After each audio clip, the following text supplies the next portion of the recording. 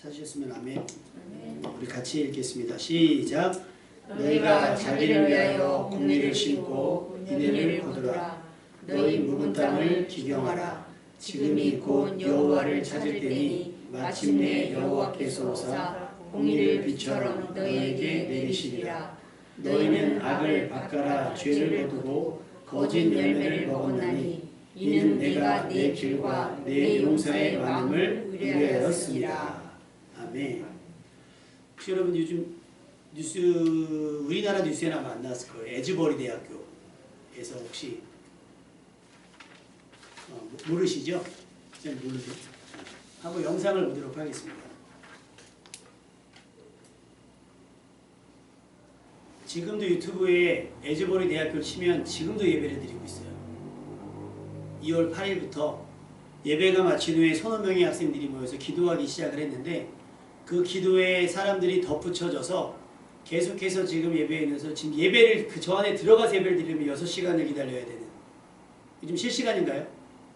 네, 지금도 24시간. 워싱턴에 있는 한국 목사님께서 하셨는데 못 들어가요.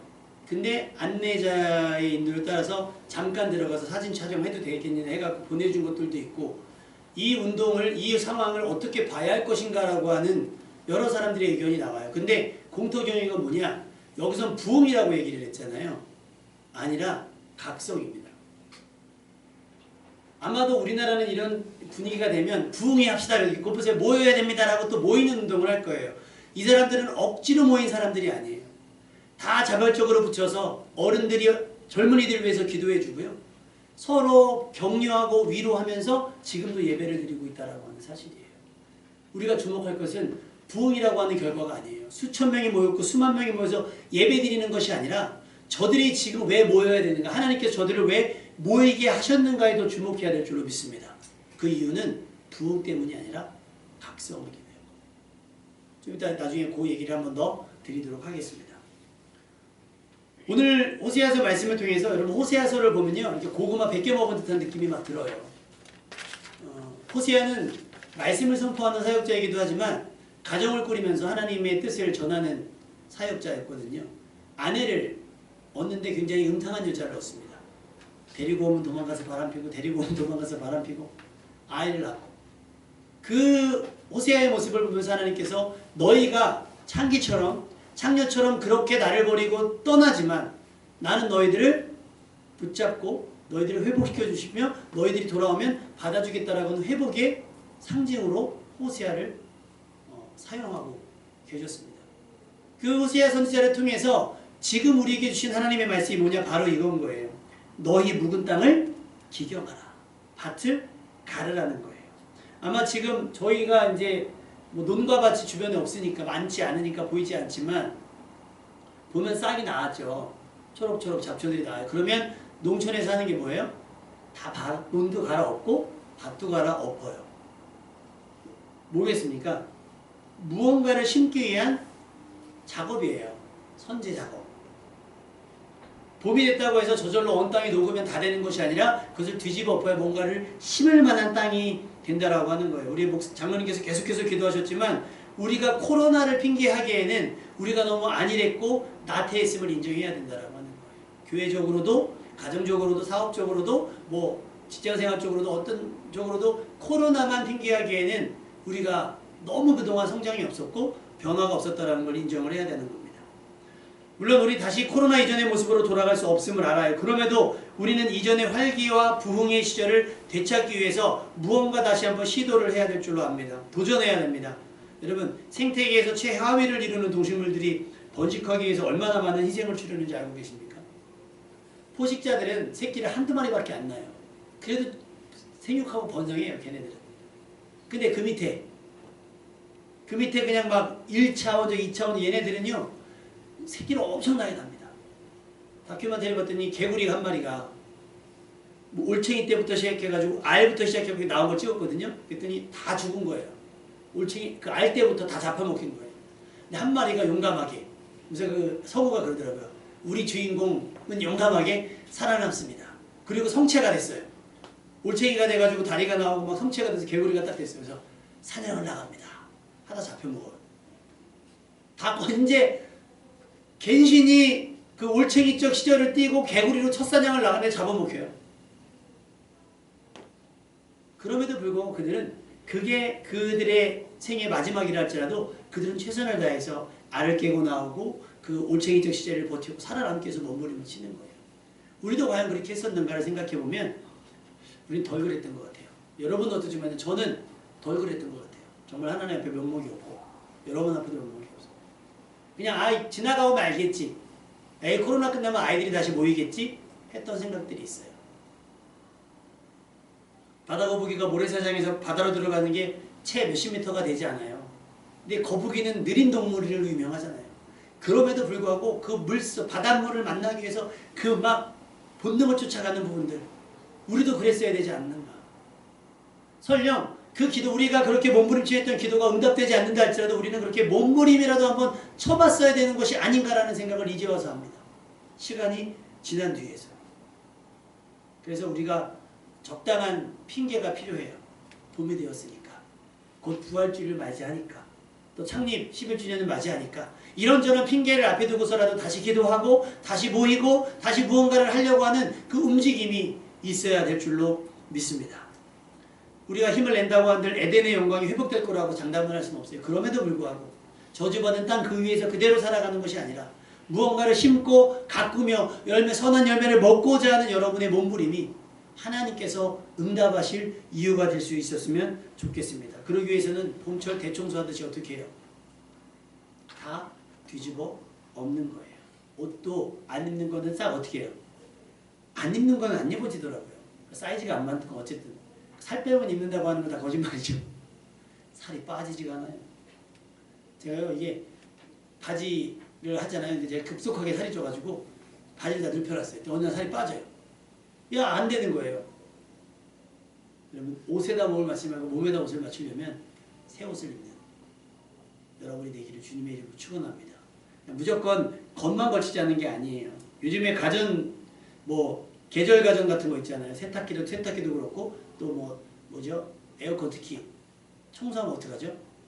다 분해해서 싹 닦잖아요. 그래서 재조립을 하는 겁니다. 우리에게도 그런 과정이 필요해요. 여러분의 심령이 싹 분해되어져서 구석구석 숨겨져 있고 묻어져 있는 모든 죄악들을 깨끗하게 씻어내고 다시 하나님의 말씀으로 채우는 작업이 필요한 줄로 믿습니다. 그래야 새 사람의 수준까지 될 수 있어요. 창세기 35장 2절에서 3절 야곱이 자기 집안 사람과 사람들에게 그런 얘기를 해요. 너희 중에 있는 이방 신상들을 버리고 자신을 정결하게 하고 너희들의 의복을 바꿔 입으라. 왜? 우리가 배달로 갈 거다. 거기 가서 나에게 이제까지 내가 어렵고 힘들고 고된 날 동안 나에게 응답하셨던 하나님 앞에 제단을 쌓으려고 한다. 예배를 드리려고 하니까 어떻게 해요? 이방 신상들을 버리고 자신을 깨끗하게 하고 너희의 의복들까지도 갈아입고 조금은 변화되어지고 조금은 갇혀있는 모습으로 나와서 나아가자라고 이야기를 하고 있습니다. 하나님 앞에 서기 직전에 서기 위해서 겉모습만 치장하는 것이 아니라 여러분 속까지 완전히 다 버리고 새로운 마음가짐으로 하나님 앞에 나와 예배드릴 수 있어야 될 줄로 믿습니다. 하나님 외에 다른 신을 버리고 또 자신을 정결하게 하고 의복까지 깨끗이 갈아입어야 됩니다. 마태복음에 예수님께서 서기관들과 바리새인들에게 했던 얘기가 그거예요. 마태복음 23장에 잔과 대접의 겉은 깨끗하되 그 안에는 탐욕과 방탕으로 가득하게 하는도다. 우연히 뉴스를 통해서 봤는데 지금 여당이죠. 지금 여당 대표 후보로 나오신 분이 철길을 꺾었나 봐요. 그 뉴스 보셨죠? 철길을 이렇게 꺾었어요. 자기 집 어떤 꺾었어요. 거기까지 정치인들이니까 그럴 수 있는데 같은 교회 교우가 연관이 됐다는 거예요. 그분도 교회를 다니시는 분인지 좀 처음 알았는데 이렇게 언급이 되면 안 된다는 거예요. 교회에서 예배 드릴 때는 얼마나 고상하고 얼마나 거룩한 척하면 하나님 앞에 예배를 드렸겠습니까? 근데 뒤로는 그렇게 사람들이 납득할 수 없는 50억의 이런 것들 우리가 알고 있는 그런 비리들, 온갖 비리들이 막 엉켜져 있는 그런 삶이 뒤에서 나온다면 그가 하나님 앞에서의 모습은 뭐겠어요? 그래서 각성이 필요한 거예요. 그 에즈버리 대학교에서 일어난 부흥운동이 사실 1907년 우리나라에서 평양에서도 일어났어요. 그때도 이름이 대부흥운동이긴 했어요. 1907년 대부흥성회, 평양 대부흥운동 이렇게 했는데 부흥하자고 운동한 게 아니에요. 은혜 받은 몇몇 사람들이 일어나서 자기의 죄를 고백한 거예요. 저는 음란했습니다. 저는 도박을 했습니다. 저는 사기를 쳤습니다. 저는 거짓말을 했고 저는 때렸습니다. 죽였습니다. 빼앗았습니다. 하나님 앞에서의 삶을 고백했어요. 이대로는 살 수가 없어요. 여러분 앞에 고백합니다. 그래서 그 몇몇 사람이 시작한 회개가, 공개적인 회개가 전국적으로 일어나는 부흥운동이 됐던 거예요. 여러분, 회개 없는 부흥은 없습니다. 우리에게 필요한 건 수천 수만이 모이는 것이 아니라 두세 사람이 네 명으로 모였어도 죄에 대해서 경각심을 가지고 하나님 앞에 부끄럽지 않은 삶을 되기 위해서 이곳에서 눈물 지며 몸부림치는 사람 한두 사람이 더 필요하다는 거예요. 겉만 번지르르 하면 뭐예요? 잔과 대접의 겉은 깨끗한데 그 안은 탐욕과 방탕으로 심지어 회칠한 무덤 같으니 겉으로는 아름답게 보이나 그 안에는 죽은 사람의 뼈와 모든 것이 가득하다 그래요. 우리 안에 그런 건 없습니까? 하나님 앞에 얘기하기 위해서. 그러면 어떻게 해요? 아 그래요? 몇몇만 꺼내는 게 아니라 전체 다 갈아엎지 않으면 안 되는 거예요. 이제는 그 수준이, 우리의 수준이 그런 거예요. 병원에 가면 간단한 건 뭐예요? 약만 먹으면 되죠. 그 다음에는요, 시술을 해요. 그 다음에 안 되면 수술을 해요. 근데 우리는 죽었다 다시 살아날 정도의 상태와 상황이라고 하는 거예요. 호세아 선지자가 이스라엘 백성에게 하는 이야기입니다. 너희는 묵은 땅을 기경하라. 땅을 갈아엎지 않고 그냥 그대로 아무리 비료를 쏟아부어 보세요. 그리고 아무리 좋은 품종의 씨앗을 심어보세요. 그래서 뭐가 자랄 수 있는가? 아무것도 자라지 않습니다. 우리 집 앞에 그 오이를 키워봤어요. 뭐 부추도 심어보고 상추도 심어봤어요. 그냥 흙만 갖다가 해갖고 심어놓으면 자라는 게 아니더라고요. 때로는 거름도 줘야 되고요. 갈아서 엎어줘야 돼요. 이렇게 흙을. 비료를 넣고 이렇게 엎어줘야 되고 물도 시시때때로 줘야 돼요. 절로 믿음이 왜 자라지 않는가? 우리에게 공급되는 뭔가가 없는 거예요. 말씀이 없거나 그만 충분한 말씀을 받은 만큼의 충분한 기도가 없거나. 희한하죠. 말씀을 들으면 믿음이 생기고 믿음이 생기면 기도가 되고 기도가 되면요 순종이 되고 충성이 돼요. 근데 우리 뭐부터 가르쳐요? 충성과 순종부터 가르쳐요. 말씀이 없는데 말씀 앞에 서야 될 줄로 믿습니다. 그래서 여기서 묵은 땅이라고 하는 건 여러분의 심령을 말해요. 말씀을 들어도 도저히 받아들여지지 않는 심령. 그런가 보다 하고 지나가는 그런 심령. 묵어있는, 너무 익숙해서 그저 그러려니 하는 것들까지 싸그리 몽땅 전부 뒤집어 엎어서 이제는 경작할 만한 땅이 되도록 해야 돼요. 우리가 땅을 뒤집을 때마다 하나님께서 필요한 만큼의 비를 내려주실 것이고 거기에 우리의 성실과 한 땀과 진실한 눈물이 더해져 땅은 어떤 씨앗이 심겨지든 자라 열매 맺는 땅이 될 줄로 믿습니다. 여러분의 삶이 그렇게 될 줄로 믿습니다. 이상하게 필요치 않은 잡초는 신경 쓰지 않아도 저절로 잘 자라고 심지어 풍성하기까지 하죠. 벌초하러 가면요, 그 뭐죠? 개들은 도대체 어디서 나오는 애들이 누가 갖다 몰래 심나봐요. 맨날 저희 누님이 그래요. 이렇게 벌초 저기 가면 호랑이 나온다 그래요. 호랑이 나온다. 얼마나 우거지는지 몰라요. 매년 자르는데 뿌리를 뽑지 않아서 그래요. 뿌리를 뽑아내야 되는데 그 뿌리를 뽑았어도 아마 요만큼 또 뿌리가 나오면 거기서도 뭔가 자라나 봐요. 쌀이 좀 그렇게 자랐으면 좋겠고 우리가 심는 게 그랬으면 좋은데 이놈 먹고 잡치들은 심지도 않고 막 가꾸지도 않는데 그냥 막 보죠. 보도블록 뚫고 나오는 거 보세요. 걔네들. 우리 막 집안에서 그냥 공기 좋은 데서 막 온도 착 해갖고 하는 막 그 걔네들은 막 비싸게만 한데도 막 아차하면 막 그죠? 막 시들고 그러는데 저는 먹고 잡초들은 사람이 밟아도 일어나니 죄가 그래요. 근데 오늘 본문은 뭐라 그러죠? 너희가 자기를 위하여 공의를 심고 인애를 거두라 그래요. 이 공의는 의로움이라고 하는 건요. 쉽게 되어지는 게 아니에요, 여러분. 여러분이 누굴 전도하면 그거를 자연스럽게 받아들이는 분들 있어요? 아니요, 다 뭐라 그러면 교회 나오라고 할까봐 불편해요. 그렇지 않습니까? 교회 나오라고 할까봐. 여러분, 오랜만에 다른 동창한테 전화 와봐요. 뭐겠어요? 결혼 아니면 보험이래요. 그런 것처럼 사람들의 인식이 그렇게 사람들이 경계하면서 살아가고 관계조차도. 그러니 여러분이 뜬금없이 베푸는 친절이 얘 왜 갑자기 왜 이래? 또 무슨 교회에서 행사 있나? 이렇게 돼요. 그러면 그 친절을 받기도 그렇고 마다하기도 그렇고 이 사람 포지션이 굉장히 불편합니다.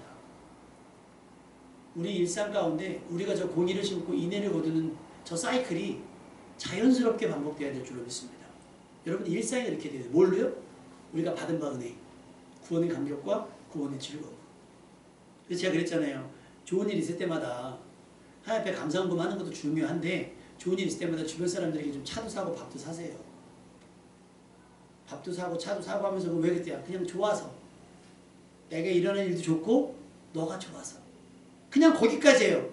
야 그런데 우리 5월달에 4월달에 부활주일 있는데 초청잔치 뭐 이런 거는 좀 제가 봤을 때는 그래요. 이제는 예전에는 모르니까 초청이 된다지만 이제는 되겠습니까? 여기저기 초청도 엄청 해요. 뭐 아파트 저기만 저도 초청하잖아요. 휴지 나눠주면서 교회 전도랑 뭐가 다르 똑같아요. 그거 말고 여러분의 진심이 그 여러분의 주변 사람들의 마음을 움직일 수 있어야 돼요. 그러려면 어떻게 해요? 이대로는 안 된다는 거예요. 이전까지의 방식 그대로는 안 된다는 거예요. 우리가 살아왔던 방식 그대로는 안 되고 둘러 엎어야 돼요. 전도와 상관없이 그냥 받은 은혜에 감사하고 구원의 감격에 취해서 한턱 쏘기도 하고 그런 구원의 감격파가 되시기를 주님의 이름으로 축원합니다. 평상시에 치사하지 않고요. 째째하지 않고 절약하지만 주의 선한 일을 아낌없는 사람. 제가 지난주에 첫 출근을 했어요. 화성 거기에 첫 출근을 했는데 대부분 어떻게 되냐면 다른 코치님들이 그런 얘기예요. 적당히. 힘드니까 적당히 하라는 거예요. 적당히. 근데 제가 5타임을 하거든요. 그러니까 5시간을 해요. 그러니까 10명씩만 잡아도 50명을 상대를 해야 되잖아요. 근데 이제 얘기를 들으면 그래도 반반은 된대요. 반은 자기들이 알아서 하고 반만 가르치면 된다는데 한 70%가 라켓을 처음 잡는 사람인 거예요. 탁구 라켓을 처음 잡는 사람. 그러니까 제가 직접 가르쳐주지 않으면 아무것도 할 줄 모르는 사람들이 막 온 거예요. 와, 그러니까 시간이 모자라요. 근데 어떤 회원분이 가시면서 그런 얘기를 하시더라고요. 어쩜 이렇게 꼼꼼하게 가르쳐 주시냐는 거예요. 전에 있던 코치는 그렇게 안 했다는 거예요. 대충 그냥 하면 돼요. 그리고 하다 보면 돼요. 그리고 하지 꼼꼼하게 안 한다는 거예요. 안 사람한테 그 얘기를 했더니 힘들다고 자기 스트레스 받으니까 힘들다고 천천히 했는데 근데 제가 그랬어요.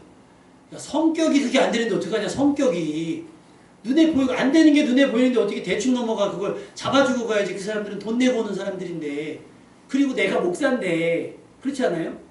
교회 성도들한테만 그러고 밖에 사람들한테는 대충 하면 제가 목사입니까? 아니잖아요. 아직 그분들은 제가 목사인지 모르니까. 그러니까 내가 목사니까라고 하기보다는 어쨌든 성격상 그게 안 되는 거예요. 성격상. 그러면 맨날 째째하고 치사하고 막 하다가 아쉬운 걸 때마다 막 이러잖아요. 뭐 자식들 결혼한다고 이거 내밀고 뭐 나 개업한다고 뭐 내밀고 그러면 요즘 사람들 통해요, 안 통해요?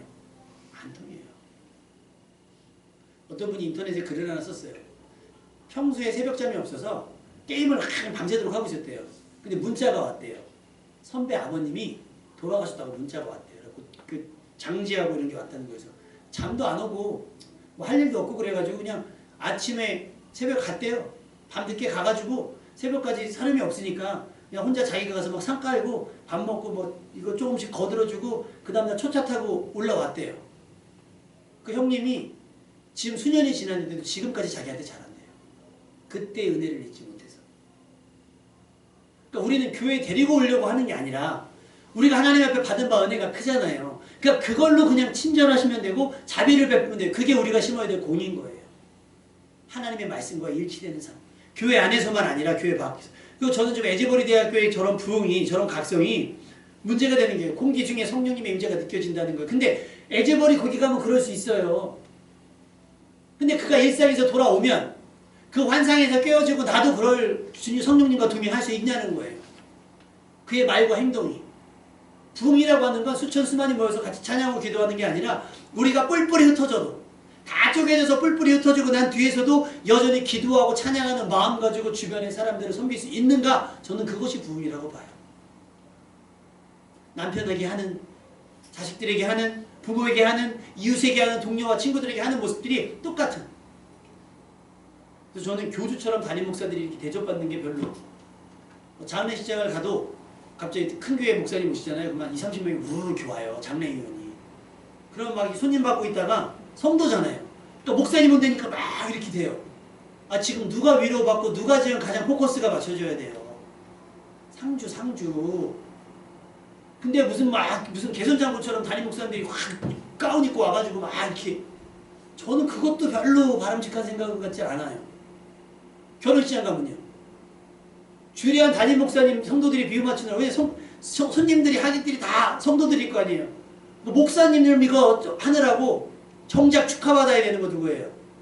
신랑 신부 그 다음에 부모님들이잖아요. 근데 그 적당한 영광을 다 담임 목사님이 받고 있어요. 그거 말고 정말 우리가 관심을 가져야 되고 섬겨야 되고 챙겨야 하는 게 누구인가? 여러분의 이웃 중에 강도 만난 자들이 있을 것이고요. 지극히 작은 소자와 같은 이들이 있을 거예요. 그들에게 공의를 심으시고요. 그들에게서 인애라고 하는 건 사랑이에요. 사랑의 열매. 사랑의 열매를 거둘 수 있어야 되는 줄로 믿습니다.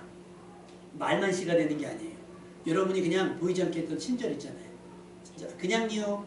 가끔 그런 거 있지만요. 고속도로 예전에는 이렇게 일일이 다 계산하고 나서 하이패스 없을 때는 어떤 분 기분 좋은 사람이 딱 가면서 갑자기 뒤에 5대 제가 할게요. 그리고 나가더래요. 아는 분이에요. 그냥 기분 좋아서요. 앞차가 그냥 갔어요. 뒷차가 왔는데 돈을 안 받더래요. 앞차가 계산하셨어요. 이 사람은 운전하는 내내 궁금할 거 아니에요. 저 사람은 도대체 뭔데 내 걸 계산했을까? 그런 것들. 식당에 갔는데 아는 사람이 있어요. 제가 예전에 딱 한 번 해봤어요.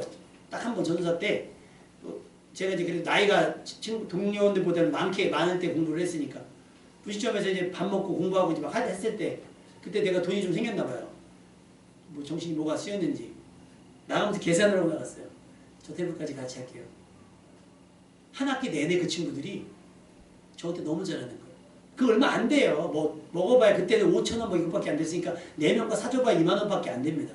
여러분 2만 원 쓰고 6개월이요. 막 나는 굉장히 좋은 사람이 된 거예요. 이게 씨가 되더라고요. 그들 마음속에서 그런 진심이 그냥 기분이 좋아서 그냥 기분이 좋아서 전도와 상관없이 그냥 받은 은혜에 따라 생활하게 되는 것. 그래서 여러분이 잠깐 했던 스쳐 지나가면서 베풀었던 친절과 그 자상함과 그 자비가 그들의 기억 속에 남는 거예요.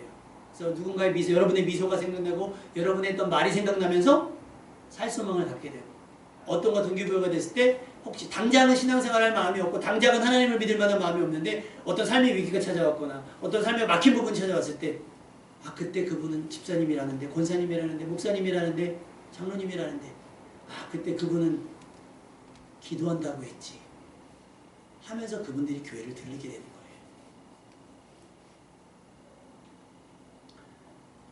그리고 얘기합니다. 너희가 자기를 위하여 공의를 심고 인애를 거두라. 너희 묵은 땅을 기경하라. 왜냐? 지금이 언제라고요? 여호와를 찾을 때라는 거예요. 지금이. 미루면 더 이상 안 되는 거예요. 미루면. 지금이 그 절호의 타이밍인 거예요. 왜 농부들이 왜 농사 짓는 분들이 시간에, 계절에, 날씨에 민감한 줄 아세요? 그때가 아니면 놓쳐요. 3월에 심을 걸 4월에 심으면 되겠습니까? 안 되잖아요. 그 며칠 차이로 안 돼요. 그러니까 그 타이밍을 놓치면 안 돼요. 여러분의 삶 가운데도 지금 기도할 때예요. 그리고 지금이 은혜 받을 만한 때고 지금이 성경을 읽어야 될 때예요. 에즈본이 대한만 가는 것이 아니라 지금 우리에게 뭐가 필요하다는 거예요? 부흥이 아니라 각성이 필요하다는 거예요. 갈아엎는 작업. 그동안 여러분이 했던 말들을 갈아엎고 고치는 작업. 그래서 사람을 위아래로 흘겨봤던 모습들을 저기 하는 거. 예전에 다현이 아기 때 교회를 가면 걸음만 막 걸을 때 있잖아요. 지하철을 타요. 그럼 얘가 잠을 안 자면 이제 애들이 움직이고 싶잖아요. 그러면 지하철에 첫 칸부터 끝 칸까지 쭉 걸어가요. 근데 쟤한테 이상한 습관이 있는 게 얘다가 얘가 동글동글하고 뽀해가지고 예쁘니까 사람들이 쳐다보고 웃잖아요. 그럼 얘가 위아래로 사람을 쳐다봐요. 이렇게. 그럼 뭐 부모님 입장에서는 마음이 어떨까요? 민망하잖아요. 얘가 이렇게 빨리 쳐다보는 게 위아래로 사람을 훑어보니까 키가 크니까 어른들은 크니까 이렇게 쳐다보는 거예요. 애들이. 근데 우리가 어른이 돼서 그러면 되겠어요? 안 되겠어요? 안 되죠. 민망한 거예요. 실제로 어느 교회에 신방전사님을 뽑았는데 이분 습관이 사람을 위아래로 본대요. 이렇게 습관적으로. 왜 그랬는지는 모르겠어요. 덕이 되겠습니까? 안 되겠습니까? 안 돼요. 사소하지만 그런 것들을 어떻게 해요? 갈아엎는. 여러분의 태도. 일어나는 시간도 갈아엎고 주무시는 시간도 갈아엎고 빈 시간을 채우는 습관들도 갈아엎어야 돼요. 지금이 바로 그 타이밍이 나는. 더 이상 미루면 1년 놀립니다. 또 1년 그냥 가요. 지금이 그 타이밍입니다. 하나님께서 우리에게 기대하시는 건 거룩이죠. 바로 의로운 삶입니다. 이 의는 하나님께서 우리에게 주신 말씀과의 일치, 특히 세상 사람들과의 관계 속에서 그들과 전혀 다른 목적과 다른 태도로 살아가는 삶의 태도를 말해요. 의로움이라고 하는 거. 쉽게 시편 1편에 복 있는 사람, 악인의 길을 쫓지 않고 죄인의 길에 서지 않고 오만한 자의 자리에 앉지 않고 이들과는 거리가 먼 사람이 되어야 된다고 하는 거예요.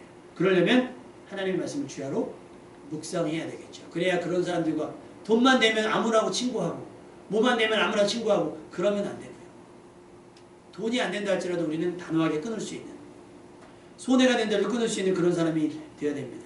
하나님께서는 우리의 의로움을 통해서 이 땅에서의 평화와 번영을 나타내시기를 원합니다. 그래서 우리가 농부처럼 과감하게 묵은 땅을 완전히 갈아엎고 공의를 심고 인애를 거두어야 합니다. 우리의 마음이, 우리의 일상이 하나님께서 기대하시는 의가 무럭무럭 자라나는 그런 토양이 될 수 있기를 주님의 이름으로 축원합니다. 우리가 변화되고 새롭게 돼야 돼요. 그 말씀이 우리의 길이 되고 이 땅에서 서로의 안전하게 살아갈 질서가 됩니다. 그리고 우리의 믿음은 그 말씀을 매일 또 주야로 묵상하는 것으로 더 커질 수 있어요. 그냥 커지지 않아요. 지금 여러분의 마음의 상태는 어떻습니까? 하나님의 말씀이 대충 던져도 충분히 뿌리 내리고 자라고 열매 맺을 만큼 비옥한 상태입니까? 저희 어항이 하나 있거든요. 부목사님도 어항이. 부목사님은 성격이 딱 나와요. 딱 물도요, 쫙 갈아주면서 막 그 정수기 달린 걸로 막 갈아주고요. 막 다 갈아주고 꼼꼼하게 막 찌꺼기 다 건져주고. 저희 이제 한 3, 4개월 됐는데 물 한 번도 안 갈았어요. 근데 잘 자랍니다. 그래서 막 풀도 팔아요. 수초도 막 끊어서 팔더라고요. 막 끊었는데 끊어서 팔았는데 잘 물도 안 갈아주고 밥도 주다 말다 하고 막 너무 꼼꼼하게 키우거든요. 정석은 뭐예요? 부목사님들처럼 그렇게 키워야 사실 정석이네요. 근데 저는 경험상 뭐가 돼요? 이렇게 해도 되는구나. 아무 데서나 이렇게 할 거예요. 그리고 다른 사람한테 야 대충 키워도 된다라고 말하고 다닐 거예요. 그러고 다니고 있고. 뭐가 맞습니까? 정석이 있어요, 여러분. 수학도 정석이 있죠. 대충 찍어서 다면서 맨날 주관식 하면 영하고 일 꼭 한번 써봤죠. 수학 주관식 문제에 꼭 영 아니면 일이 답이는 게 있어요. 그럼 꼭 그거 쓰라 그래요. 찍어서 맞으면 그것이 실력인 줄 알고 나는 감이 좋아 그러면서 하잖아요. 그렇지 않아요. 믿음은 감이 아니에요. 말씀이라고 하는 설계도, 이 설계대로 여러분이 살아가야 될 줄로 믿습니다. 이 말씀이라고 하는 우리의 참고서, 말씀이라고 하는 우리의 지침서가 있어요. 그대로 해야 되는 거예요. 그게 맞아요. 복잡하고 우리가 불편할 수 있고요. 번잡스러울 수 있어요. 그럼에도 불구하고 그렇게 살아내야 되는 거예요. 그래서 마가복음 4장 길가밭, 돌가밭, 돌밭, 그 다음에 가시떨기 있죠. 말씀은 누구나 들어요. 근데 상태가 그렇다는 거예요. 말씀을 들으나 사단에게 금방 뺏기고, 염려 때문에 뺏기고, 뭐 근심과 검심 때문에 뺏기고 다 뺏긴다는 거예요. 좋은 땅은 어떻게 돼요? 말씀을 듣고 받아 30배, 60배, 100배 겨시면 그 좋은 땅이 어떻게 되겠어요? 그냥 되겠어요? 아니요. 갈아엎고요. 비료도 주고 때로는 쉬기도 해요. 안식년이라 그래서 그 땅을 한 7년에 한 번은 놀려요. 놀려야 그 땅이 저기가 돼요. 계속하면 땅에 영양분이 빠져나가서 심어서 잘 안 된대요. 그래서 원래는 FM대로 하면 그 땅을 놀려서 한 땅씩 놀리면서 농사를 짓는 게 맞는다는 거예요. 여러분은 그러고 있습니까? 여러분의 마음밭에 말씀이 심겨주기 위해서. 눈물로 마음을 적시고요. 회개로 마음의 이물질들을 골라내십시오. 땀으로 마음을 적시십시오. 주야로 말씀을 묵상하되 야곱이 약복나루에서 씨름하듯 간절하고 치열하게 묵상하십시오. 그러면 말씀이 깨달아질 겁니다. 고린도전서 3장 7절. 우리는 물을 주고 심고 물을 주는 것밖에 할 게 없겠지만 자라게 하시는 이는 하나님이십니다. 아멘. 땅이 좋을 때 아무 때나 심어놓고 우리 막 기도하잖아요. 나는 물을 심고 물을 주나 아무 데나 아스팔트에다 막 심어봐요. 뭐가 심어지나 안 심어져요. 기본은 좋은 땅일 때, 우리가 좋은 땅이었을 때라는 거죠. 예레미야 4장 3절. 너희 묵은 땅을 갈고 가시덤불 속에 파종하지 말라는 게 당부예요. 대충 마음의 진심이 우러나지 않고 간절하지 않은데 겉으로만 그러지 말라는 거예요. 흉내는 통하지 않는다는 거예요. 하나님은 진심만 알아보시고 진심에게만 역사하신다라고 하는 거죠. 우리는 지금 이대로가 아닌 보다 나은 삶을 위해서 다시 하나님을 찾아야 할 때인지 몰라요. 지금이 곧 여호와를 찾을 때니. 지금 2월 8일부터 시작됐대잖아요. 그 에즈버리 대학교의 기도회가 6시간을 기다려야 본당에 들어간다고. 근데 사람들이 지루할 틈 없이 그곳에서 찬양이 시작되고 기도가 시작되어지면서 어떻게 보면 갈급했는지도 몰라요. 돈을 따라 명예를 따라 권세를 따라 뭐 유흥을 따라서 막 살았던 사람들이 지금 말씀 앞에 서고 기도와 찬양하기 위해서 모이는 건 긍정적인 건 분명합니다. 그 꽁분이 서면 되겠습니까? 어떻게 해야 되겠어요? 앞장서셔야죠. 나중에 문이 닫히면 안 되잖아요. 12시가 되면은 문을 닫는다 하면 탁 걸렸다 그러잖아요. 저기들도 안전 때문에 문을 닫는다잖아요. 에즈버리 대학. 다 한대? 아, 그래? 그럼 나는 좀 사람들 좀 빠지면 많이 그러잖아요. 사람 많네. 그럼 좀 이따 사람들 줄어들면 좀 은혜의 자리와 믿음의 자리와 예배의 자리는 그렇지 않아요. 거긴 쟁취하셔야 되는 거예요. 지금. 더 이상 바꿔라. 죄악의 씨를 뿌리지 말고 거짓의 열매가 될 만한 것들을 흘리지도 마십시오. 지금 우리가 모아놓고 쌓아둔 것들, 우리 가진 것들, 병거와 수많은 군인들이 가졌다 할지라도 안심하고 자만하지 말고 그것들을 자기 힘으로 삼지 마십시오. 우리 13절 말씀 한번 볼까요? 같이 읽어보겠습니다. 시작. 너희는 악을 바꿔라 죄를 거두고 거짓 열매를 먹었나니 이는 내가 네 길과 네 용사의 많음을 의뢰하였습니다. 좀 잘됐던 거예요. 요 10장 1절에 보면 이스라엘은 열매 맺는 무성한 포도나무라 그 열매가 많을수록 재단을 많게 하며 그 땅이 번영할수록 주상을 아름답게 하도다. 이스라엘이 안 됐지 않았어요. 항상 안 되지 않았고 잘 됐어요. 근데 잘 됐을 때 뭐 했다는 거예요? 딴 짓을 했다는 거예요. 안 되면 당연히 살려고 오겠죠. 살려달라고 하나님께 오겠죠. 탕자가 돈 많을 때 나가잖아요. 돈이 없어지니까 어떻게 해요? 와요. 그러니까 저 기도는요. 특별히 훈련하지 않아도 여러분 삶이 공고해지면 저절로 되는 게 기도라고 그랬잖아요. 근데 문제는 언제예요? 잘 될 때. 이스라엘 백성이 왜 지금 이 지경이 되었을까? 왜 묵은 땅을 기경할 정도로 그렇게 오래 땅을 묵혀놨는가? 13절 말씀인 거예요. 너희가 용사의 많음을 의뢰했다는 거예요. 군사가 많고 무기가 많아서 내 힘이 세고 제법 마치 하나님이 도와주지 않아도 나는 형통할 것 같고 승승장구할 것 같은 착각 속에 있으니까 어떻게 해요? 악을 바꿔라 죄를 거두고 거짓 열매를 먹는 거예요. 여러분들의 삶이 조금 잘 된다고 생각할 때 좀 형통한데 제법 잘 된다고 할 때 이거는요. 여러분 이것이 여러분에게 하나님께서 허락하신 형통인지 사단이 살짝 빗열어서 여러분을 빗나가게 한 것인지는 분간할 수 있으셔야 되는 거예요. 그 기준이 뭐예요? 하나님의 말씀에 있다는 거예요. 에즈버리 대학교는 누가 강요하지도 강제하지도 않았고요. 어떤 프로그램이나 시스템도 아니에요. 그냥 자발적이고 단순 교제나 친교가 아니라 솔직한 회개.